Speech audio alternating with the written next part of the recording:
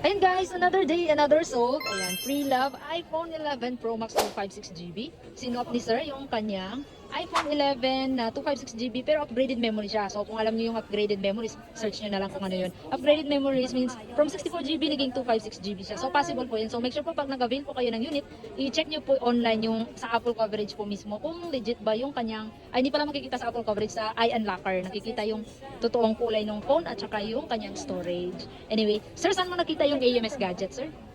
Nakita ko na siya sa TikTok habang nag-ano ako na pwedeng pang replacement sa phone. Ayun, kasi ano na may something wrong sa phone, sir, no? Yun eh, parang may mali eh. Kasi naka 100% battery health na siya.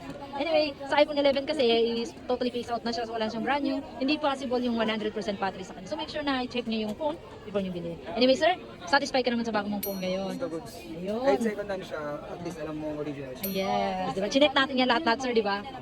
Thank you so much po, sir, ha? Thank you po. Ayan.